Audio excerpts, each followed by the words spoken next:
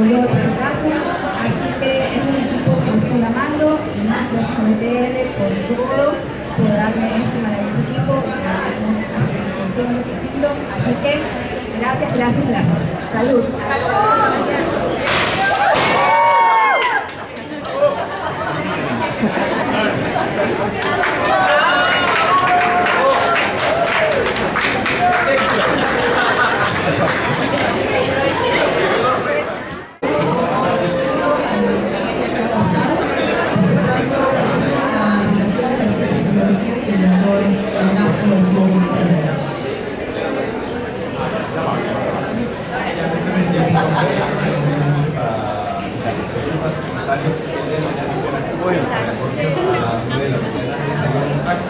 Aquí a la derecha, llegamos a la aplicación en vivo.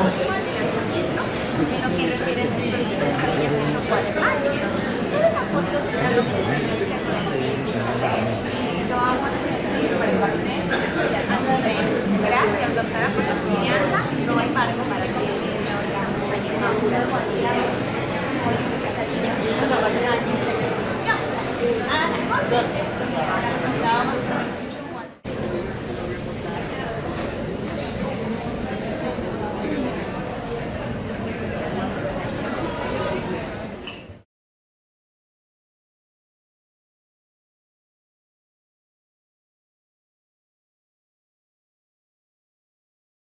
hablan de un 59.63 pacientes entran en depresión y podemos ver que esto sobre todo se acrecienta cuando en nuestras consultas acuden hombres de muy temprana edad y también en las mujeres.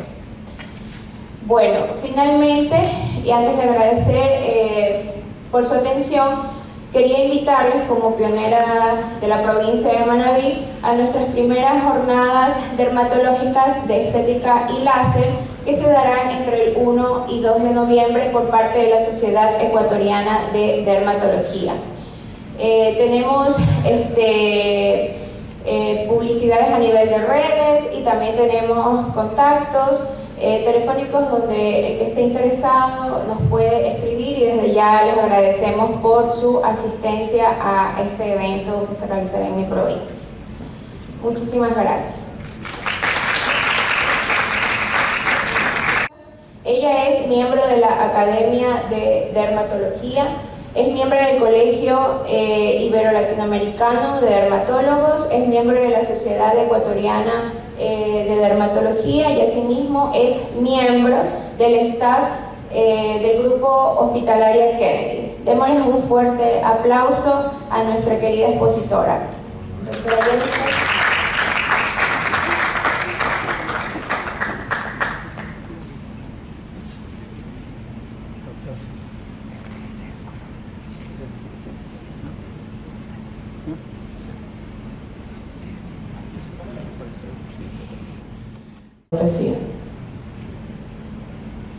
Y bueno, aquí está Mafalda con los pelos de punta.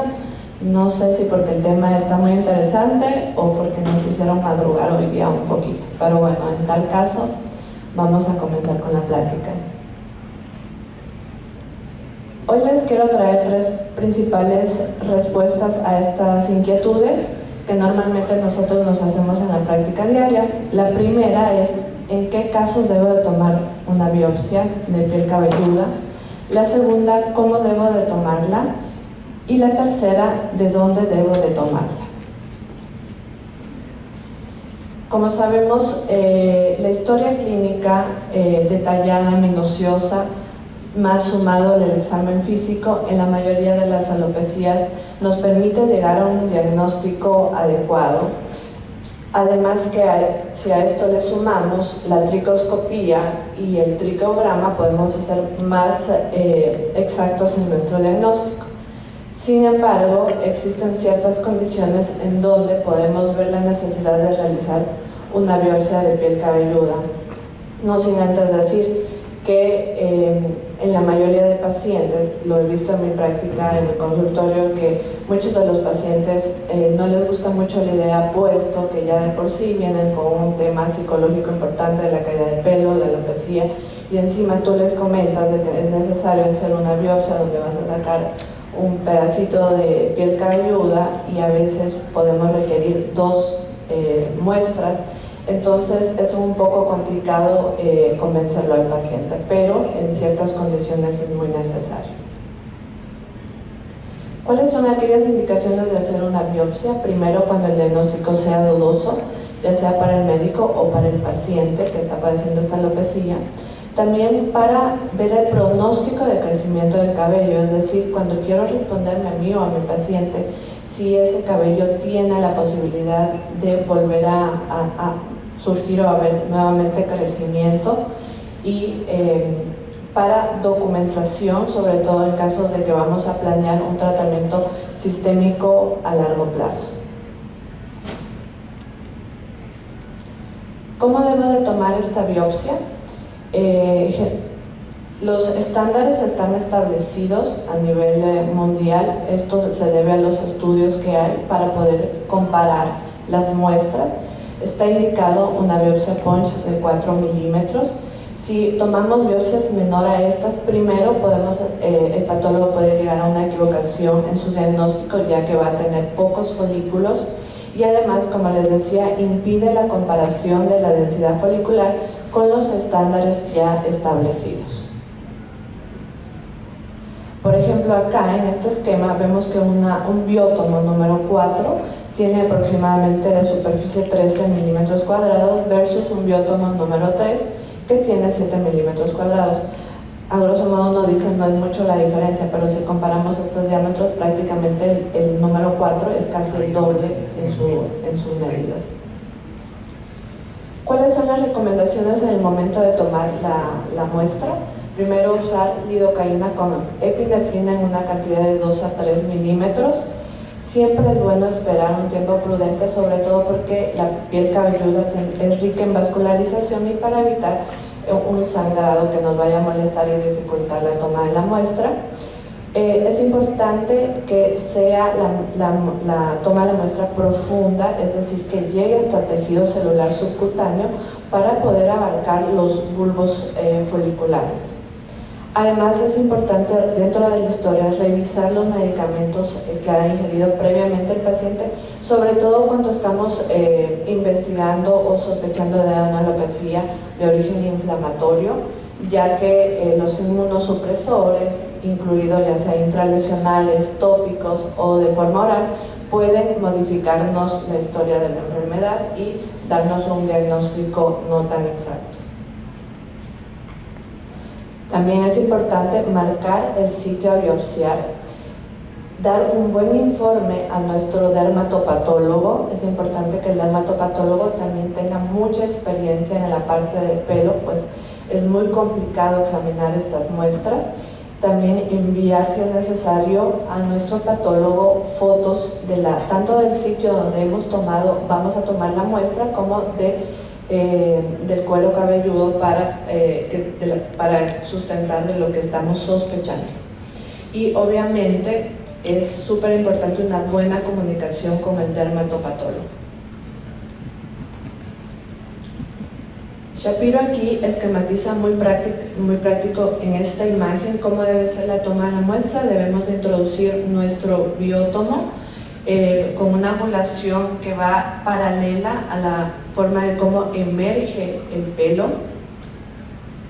Vemos en esa imagen cómo la muestra sale con casi pocos folículos cortados o seccionados, además que la base está muy plana como para que posteriormente en la macroscopía vayan a hacer los cortes, que generalmente se hace cortes horizontales. Y esta es una forma incorrecta de tomar una biopsia, en donde uno va directamente perpendicular a la superficie de la piel, y vemos como en estas 3 fotos vemos una muestra incompleta con pelos terminales seccionados. En estas 2 últimas de abajo vemos incluso la piel deshilachada. Y si nosotros le enviamos esto al patólogo, lo que vamos a tener es que nuestro patólogo nos diga: diablos, ¿qué hago? Para hacer un diagnóstico correcto es la suma de una buena historia clínica, como ya les había comentado. La elección del sitio de la muestra es súper importante porque eso le va a dar a nuestro patólogo una información muy exacta de qué tipo de alopecia está tratando, y también la técnica de macroscopía. Tosti vio que en 106 pacientes con alopecia androgenética de patrón masculino, clínicamente diagnosticadas, el 100% de las muestras horizontales sugerían este diagnóstico. Sin embargo, solo el 67% era diagnóstico. Entonces, vio la necesidad de hacer este estudio, tomar la biopsia de piel cabelluda guiada por dermatoscopía o tricoscopía para aumentar la especificidad del diagnóstico patológico. Y se dio cuenta que en los 80 pacientes estudiados que fueron tomadas las muestras guiadas por la tricoscopía, el 76 pacientes se correlacionó el diagnóstico clínico con el diagnóstico final histopatológico. Por ejemplo, ahí vemos en el caso de la alopecia cicatrizal centrífuga central, de los 25 dieron un diagnóstico patológico similar a nuestra presunción diagnóstica. Igual en la alopecia frontal fibrosantes, 24 concordó con ese diagnóstico y solo 2 se reportó como alopecia cicatrizal sin hallazgos específicos. El líquen plano pilar, 14, 12 fueron diagnosticados como tal. En el caso del lupus eritematoso discoide, también los 12 clínicamente fueron histológicamente también compatibles, y foliculitis de Calvans en el mismo número. Entonces concluyó que la dermatoscopia y la tricoscopia eran herramientas útiles para seleccionar el mejor sitio para la biopsia. La siguiente inquietud: ¿de dónde vamos a tomar esta muestra? De forma general, en procesos o en alopecias no cicatriciales, de preferencia en el centro de la lesión, en donde hay la mayor cantidad de pérdida de cabello o donde el cabello está escaso. Esto en el caso de la alopecia areata no cumple esta regla, puesto que en la alopecia areata es preferiblemente tomar del borde que está activo, el borde de avance, donde hay menos pelos, y nos podemos guiar con la tricoscopia buscando esos signos de exclamación, los puntos negros, para poder que el patólogo generalmente correlacione con el hallazgo histológico. Y en caso de procesos cicatriciales es de preferencia tomar la muestra del margen, donde hay signos de inflamación activa pero que todavía hay pelos. ¿Dónde no tomar la biopsia? En áreas con pérdida total de cabello, en donde ya se encuentran las últimas etapas de fibrosis, y tampoco es aconsejable realizarlo en áreas donde haya demasiada inflamación, con pápulas, pústulas o pelos en penacho. Es preferible elegir un sitio adyacente a esa área afectada. Por ejemplo, en esta imagen, la parte donde está el círculo rojo, ¿deberíamos o no deberíamos tomar la biopsia? No deberíamos tomar, ¿no? Porque ahí solo no vemos ningún pelo terminal, vemos solo áreas blancas que corresponden a la fibrosis, y sin embargo, en la área periférica podemos ver que ahí es el sitio ideal para tomar la biopsia. Podemos ver todavía que hay pelos terminales, aunque escasos, pero lo hay, y también encontramos ciertos hallazgos tricoscópicos, como ese halo blanquecino grisáceo.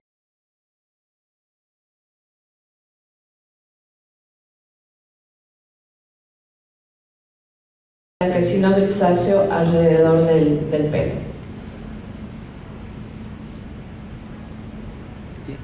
Y por último, y no menos importante, es la técnica de macroscopía para llegar a un diagnóstico correcto. En los años de 1980 a 1990, los patólogos normalmente usaban o requerían de dos muestras, una para corte horizontal y otra para corte vertical. Sin embargo, ya en los siglos XXI se abandonó la biopsia adicional para corte vertical porque raramente era necesario. Las secciones verticales, si bien es cierto, podemos ver las características histopatológicas del epidermis, como por ejemplo para un diagnóstico de un lupus discoide, un líquen plano. Sin embargo, tiene un limitado uso en cuanto al número y al tipo de cabellos visualizados. Entonces, la forma más productiva para orientar la muestra es horizontal con respecto a la superficie epidérmica. De cada muestra que se envía se hacen varios cortes horizontales a ciertos intervalos, desde el tejido celular subcutáneo hasta la epidermis, hasta gastar el bloque. De esta manera, todas las estructuras foliculares de la muestra, incluidas las cicatrices foliculares, pueden identificarse, pueden cuantificarse, pueden medirse y pueden categorizarse. Incluso también los cambios epidérmicos se puede evaluar de forma rutinaria. Si es en caso necesario usar, por ejemplo, en el caso de la alopecia cicatrizales, cuando sospechamos de lupus discoide, podemos requerir, si el patólogo nos indica inmunofluorescencia directa, ahí sí vamos a requerir de una muestra adicional. Y aquí les dejo esta tabla de ciertas alopecias con sus indicaciones específicas de cuánta cantidad y cómo debemos tomar la muestra. En el caso de la alopecia androgenética, cuando la enfermedad es temprana, requerimos dos biopsias punch. Una puede ser lesional, ya sea de la parte frontal o del vértex, que son las zonas más comprometidas en este tipo de alopecia, y otra de la zona no lesional, que lo usamos desde la parte occipital. Y esta muestra es solo con fines comparativos para ver el número, la densidad entre la parte lesional y la no lesional. En el caso de enfermedad tardía, usamos una sola biopsia punch del área afectada, que va a ser seccionada de forma horizontal. En el efluvio telógeno, una biopsia punch que va a ser seccionada de forma horizontal. En la alopecia areata, de la misma forma, y aquí, en el caso de dónde tomar, en el margen o en el borde activo. En el caso de la tricotilomanía, una biopsia punch de 4 milímetros del área lesional, y en el caso de la alopecia cicatricial, como ya lo habíamos dicho, del borde activo, y en caso de requerir inmunofluorescencia directa, pues ahí sí enviaríamos 2 muestras. Muchísimas gracias. Aires, Argentina. Ella es también ha hecho una diplomatura a nivel de los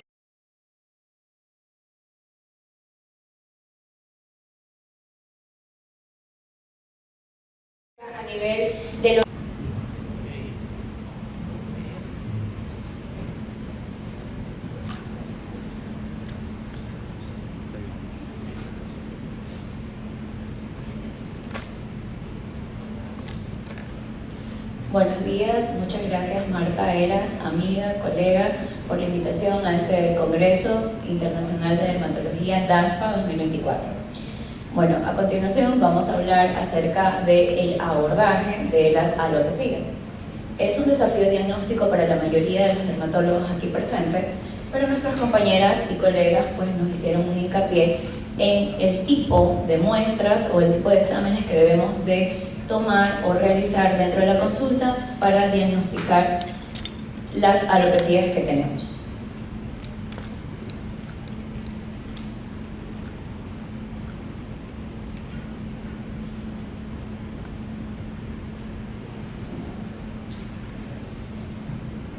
Ahí sí.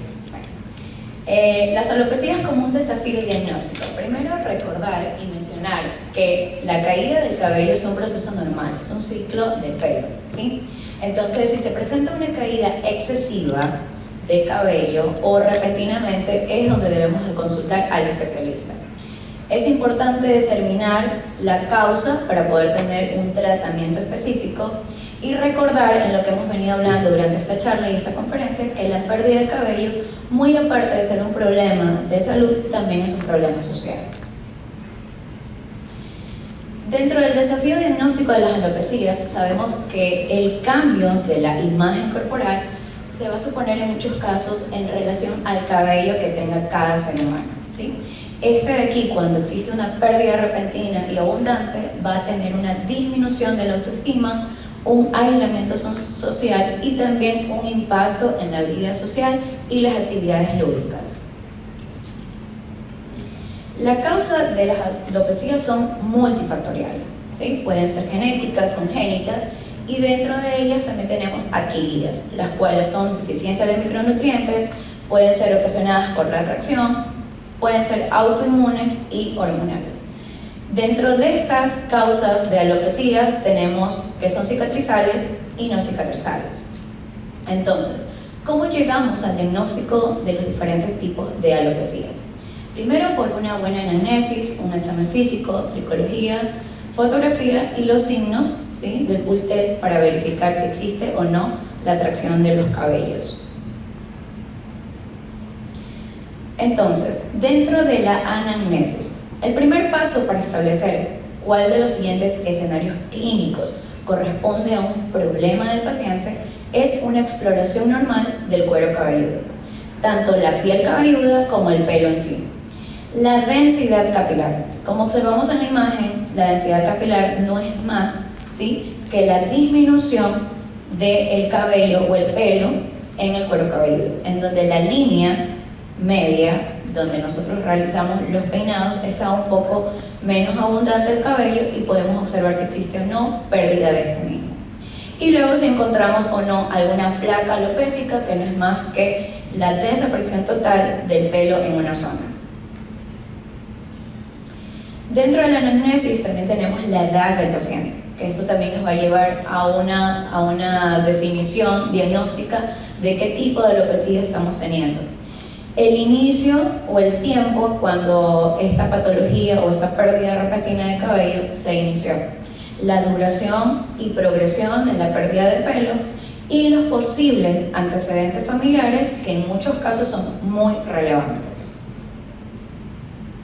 Luego, después de la exploración física, también tenemos la parte de la exploración psicológica, porque recordemos que los pacientes con alopecia, al momento de valorarlo, van a necesitar un apoyo psicológico, ¿sí? Porque con frecuencia estos pacientes que tienen pérdida de pelo o placas alopécicas presentan depresión, presentan ansiedad y un deterioro moderado severo de la calidad de vida. La dermatoscopía. Este es nuestro aliado como dermatólogos dentro del diagnóstico de las diferentes alopecias que nos encontramos como dermatólogos. Entonces, es una herramienta simple que la tenemos a mano en el consultorio y que la podemos realizar cada que tengamos un paciente con pérdida repentina o progresiva de cabello. Después de esto, que es la primera parte de la anamnesis, ¿es necesario realizar exploraciones complementarias? Pues en realidad, muy aparte de tener un examen clínico y a la vez físico con el dermatoscopio, realizamos biopsias que ya nuestra compañera nos actualizó, porque sí es necesario realizar estos exámenes complementarios, ¿sí?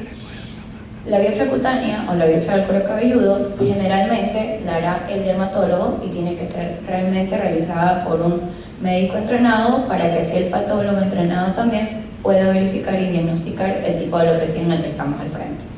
Si sospechamos de que el paciente tiene algún tipo de alopecia por alguna enfermedad micológica, pues también debemos de realizar el cultivo micológico, que sería otro examen complementario. Entonces, ¿cómo llego a un diagnóstico dentro de la alopecia?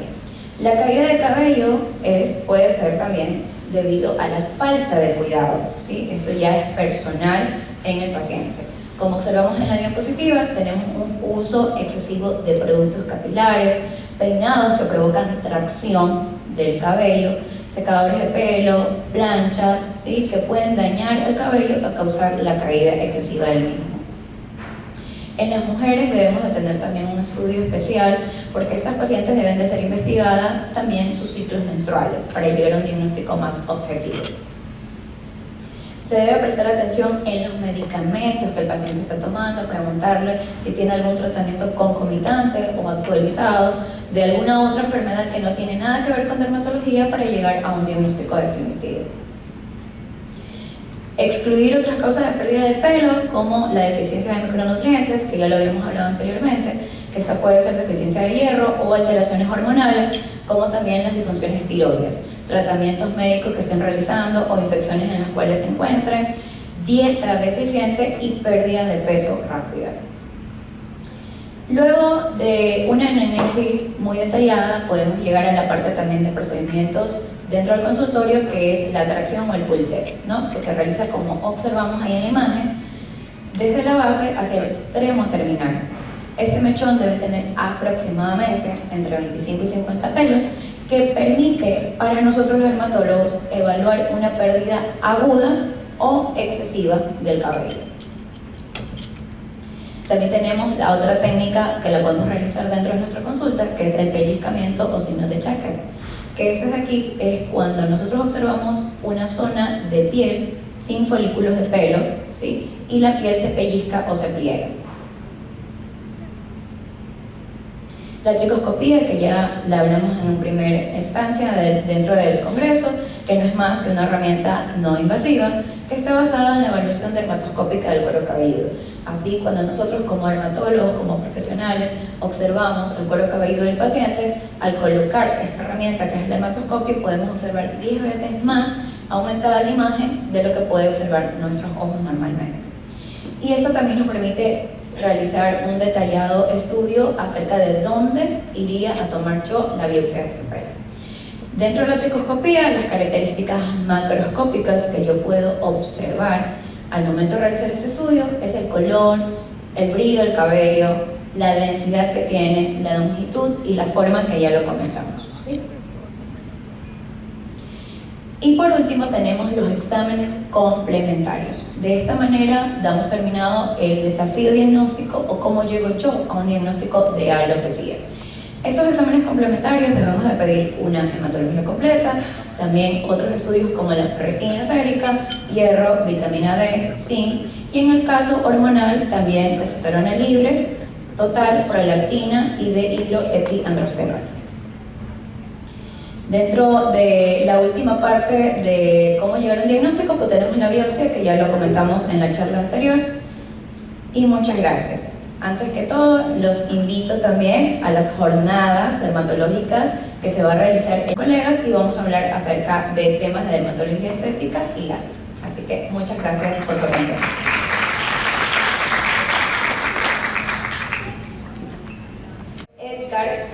Edgar Ollagüe.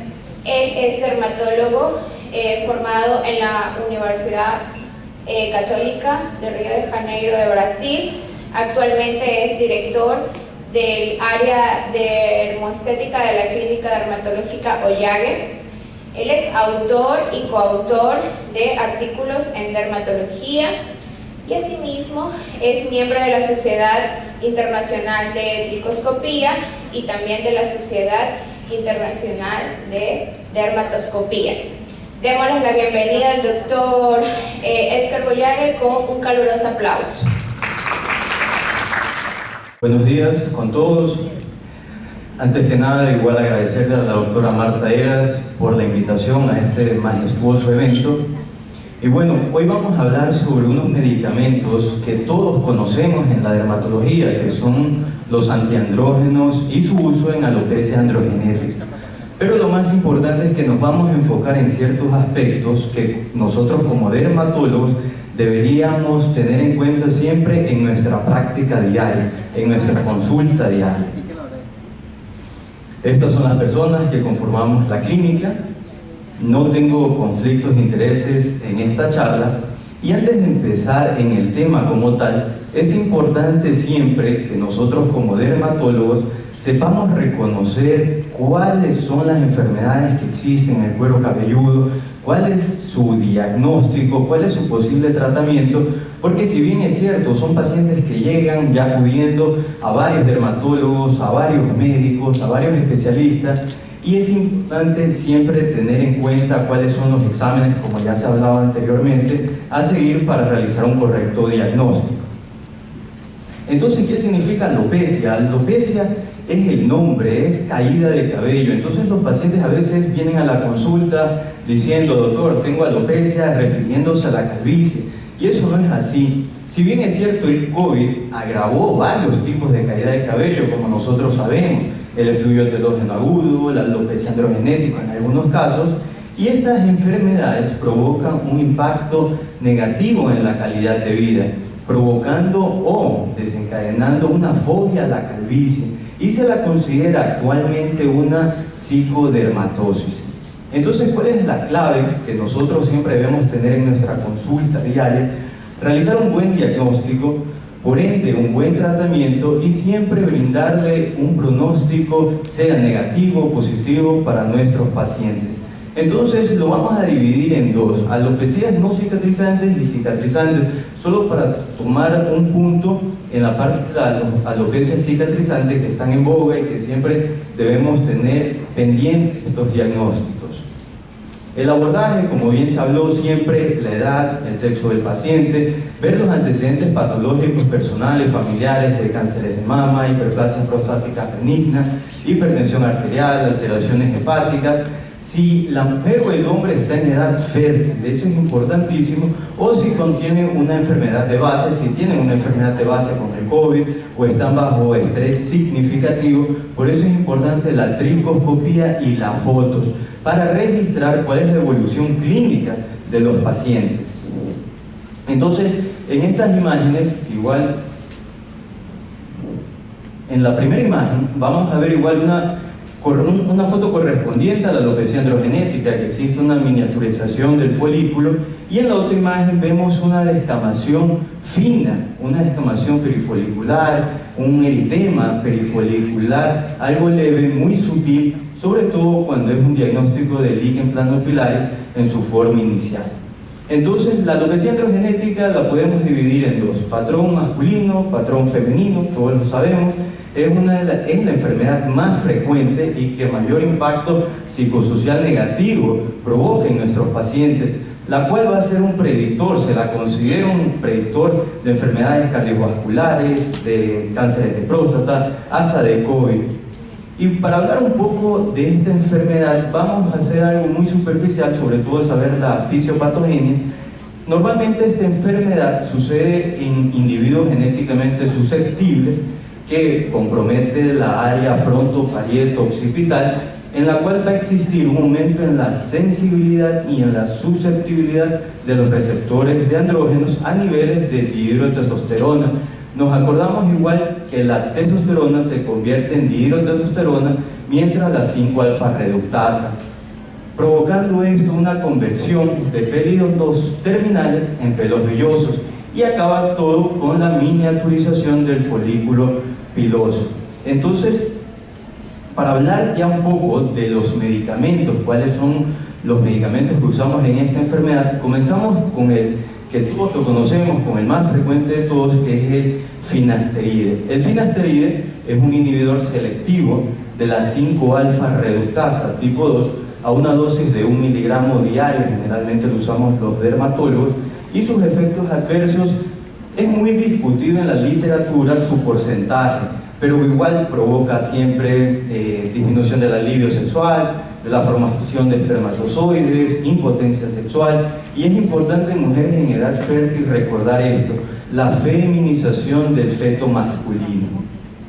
Entonces, ¿qué es lo que debemos considerar con este medicamento antes de prescribirlo a nuestros pacientes?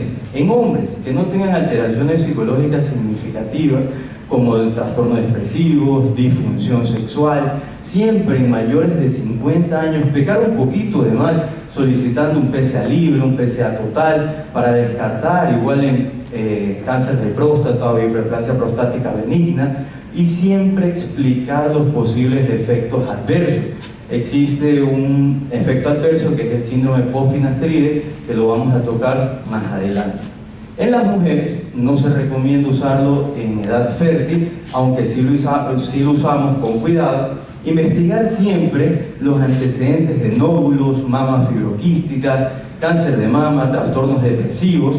Y mi consulta generalmente yo lo divido en menores de 45 años, siempre pedir un eco mamario, en mayores de 45 años, mamografía, y acordarles a los pacientes, sobre todo las mujeres en edad fértil, que puede existir esta complicación, que es la feminización del feto masculino. Entonces, si la mujer quiere quedar embarazada, recordarle que va a tener que suspender el medicamento 6 meses antes de quedar en gestación. Siempre solicitar el test de embarazo para tener un poco más de cuidado.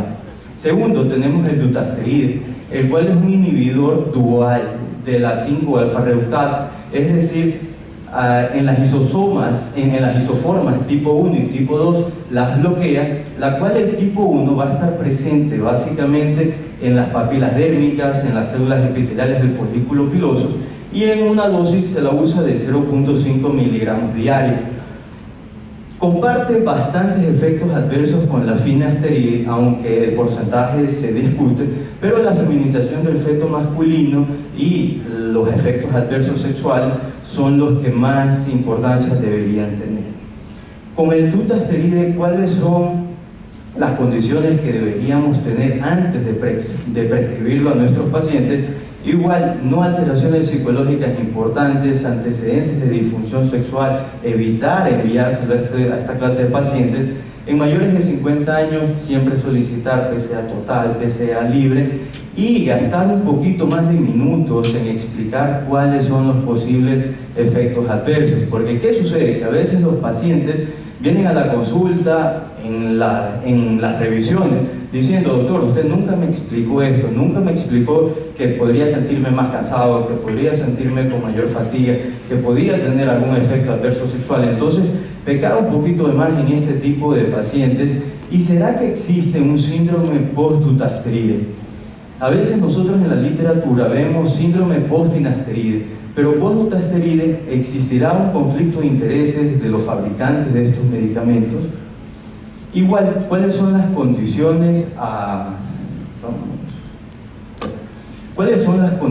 antes de prescribirlo igual a una mujer? Igual que el finasteride, no se recomienda en mujeres en edad fértil. Investigar siempre antecedentes, mama fibroquística, cáncer de mama, eco mamario, mamografía, es importantísimo para tener un argumento, sobre todo pecar un poquito de más.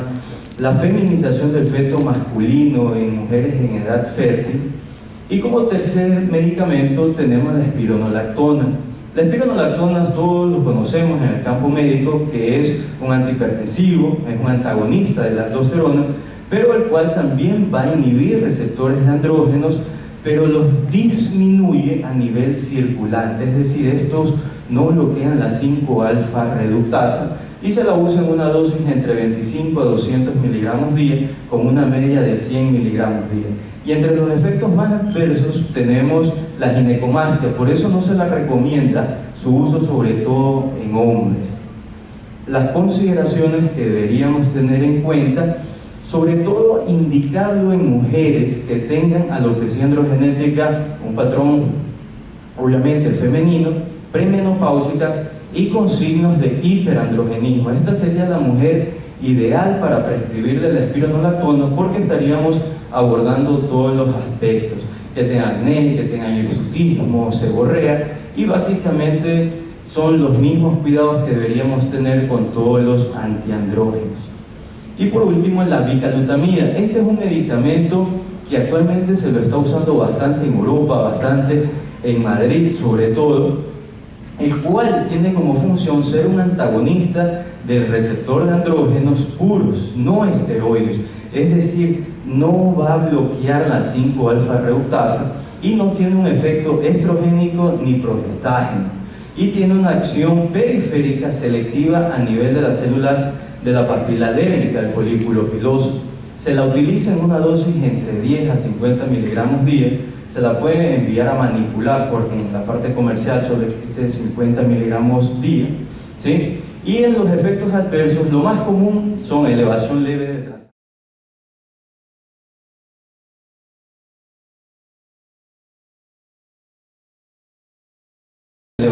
de transaminasas, también un bajo porcentaje de disminución de la libido sexual, alteraciones menstruales, pero se las recomienda usar igual en mujeres que tengan signos de hiperandrogenismo y tener las mismas consideraciones con los antiandrógenos.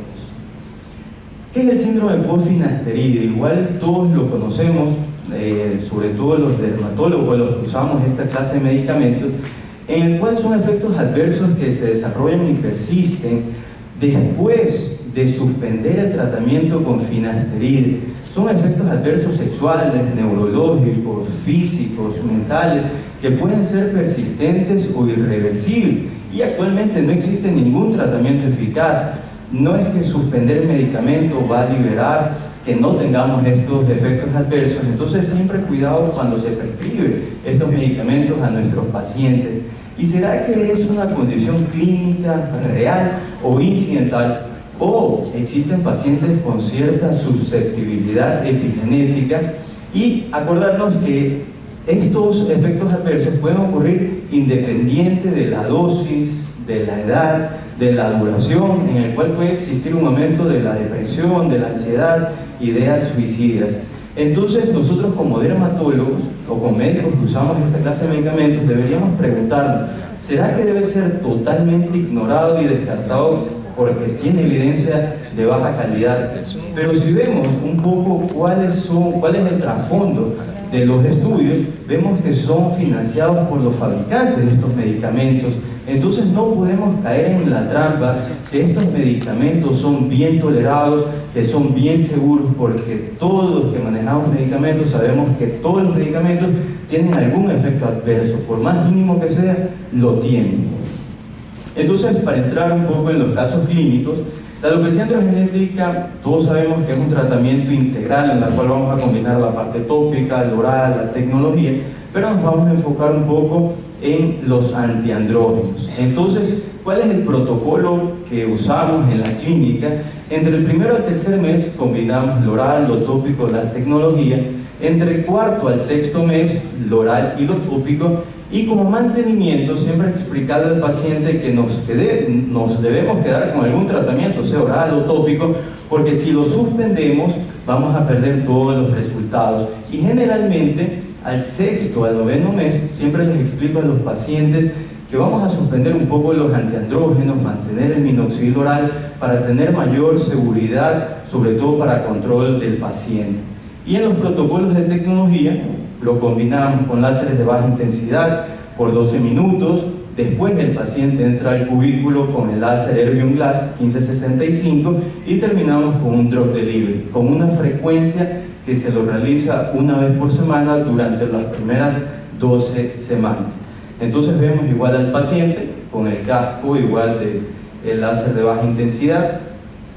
Posterior a ello realizamos el láser Erbium Glass con una técnica desfocalizada y terminamos con el drop delivery, y que penetra por difusión, no por microcanales. Entonces, un paciente de 28 años en la cual tenemos el mismo protocolo, la tecnología, lo oral y lo tópico. En lo oral siempre lo combinamos igual minoxidil oral con dutasteride.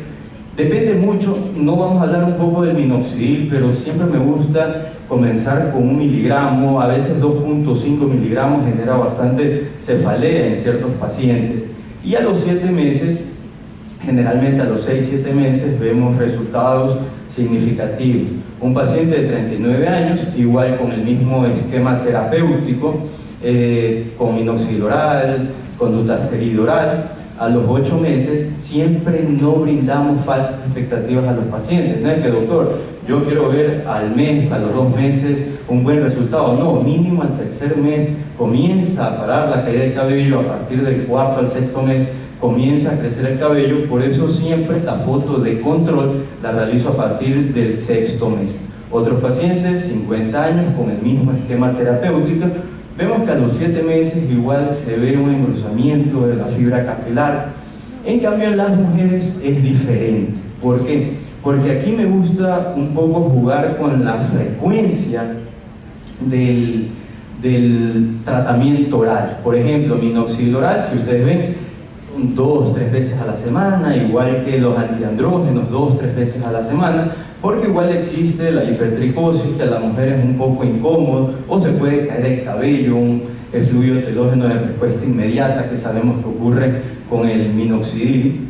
Entonces hay que tener un poquito más de paciencia. Y si vemos una paciente que sí, que está en tratamiento, que va existiendo poco a poco un engrosamiento de la fibra capilar, nos tardamos un poco más porque la frecuencia del tratamiento oral va a ser un poco más lenta, pero igual tenemos resultados a largo plazo. Igual un hombre a los 7 meses con buenos resultados, otro paciente a los 13 meses, nunca vamos a tomar una foto de control antes de los 6, de los 8 meses. Igual otro paciente a los 9 meses con un crecimiento capilar importante, y siempre siempre seguir un patrón en las fotos que tomemos, siempre hacerlo en el mismo cubículo, siempre sobre el mismo fondo. ¿Por qué? Porque debe tener la misma luz, siempre proteger la identidad del paciente es importantísimo, ¿sí? Sobre todo ahora con las redes sociales. Paciente antes y después a los 9 meses.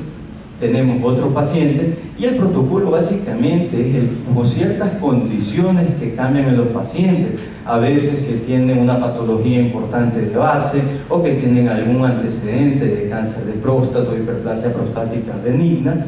Ahí vamos a modificar un poco el tratamiento oral. Y también alopecia androgenética femeninas, vemos un engrosamiento sobre todo en la línea medial. Y vamos a tocar algo muy superficial del líquen plano-pilares. ¿Por qué? Porque el líquen plano-pilares también se lo trata con antiandrógenos orales, el cual es una alopecia cicatricial. Se cree que se da en mujeres posmenopáusicas, pero lo importante es que es clínicamente similar a la calvicie. Entonces algunos médicos igual no hacemos o no realizamos un examen físico adecuado. El problema es que si dejamos pasar un diagnóstico así, vamos a perder el cabello, y sabemos que esta alopecia cicatricial genera mucho más impacto en la calidad de vida a los pacientes. Es una enfermedad subdiagnosticada y en algunas ocasiones ya necesitamos hasta trasplantes de cabello. Se han descrito 3 patrones: lineal, difuso, en pseudofranja. Y si vemos las fotos, vemos una retracción de la línea de implantación del cabello importante, que en algunas ocasiones nos podemos hasta confundir, sobre todo si la enfermedad no está activa. Vemos el tratamiento oral, que también incluye el finasteride, el dutasteride, y existen diversos protocolos de tecnología, de drug delivery, que lo podemos realizar. Es así, por ejemplo, una paciente, vamos a enfocarnos en el tratamiento oral. Es un tratamiento que lo hacemos de forma integral, lo hacemos de forma agresiva. Pacientes que terminan usando hidroxicloroquina, minoxidil, dutasteride, prednisona, para intentar salvar un poco de ese folículo piloso para que no sea o para que no se torne cicatricial. Y vemos un caso, el último caso, de una paciente con alopecia fibrosante frontal. Vemos que igual ella tiene su retracción en la línea de implantación del pelo. Entonces, a veces nosotros decimos, sí, es una alopecia androgenética patrón femenino, pero no nos damos cuenta que esta paciente viene siendo politratada, que viene siendo diagnosticada de dermatitis de contacto, dermatitis seborreica, ¿no? Que es una alergia a algún alimento que comió. Y cuando vemos en el examen clínico, por eso es importante, vemos las pápulas faciales que son típicas de pacientes con alopecia fibrosante frontal. En algunas ocasiones lo vemos y siempre hay que estar pendiente de estas lesiones. Entonces, estas son las lesiones que tenía la paciente, son muy sutiles. Es algo muy delicado que debemos tomarnos el tiempo para realizar un correcto diagnóstico. Obviamente hicimos biopsia en la paciente confirmando el diagnóstico.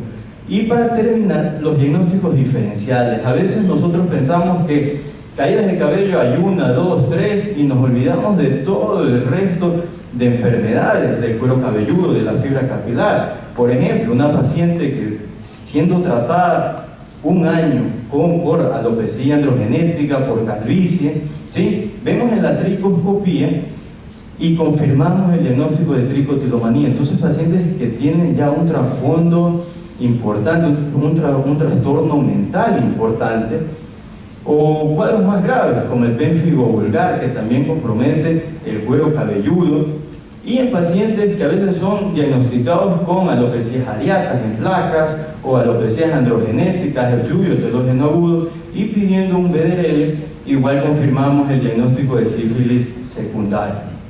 O enfermedades combinadas como la foliculitis keloidea de la nuca con alopecia androgenética.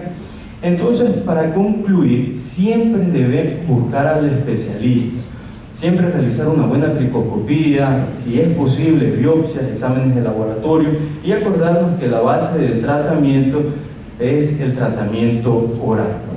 Nunca brindar falsas expectativas a los pacientes, siempre brindarles expectativas realistas, y por eso no toda alopecia es igual a calvicie, no toda alopecia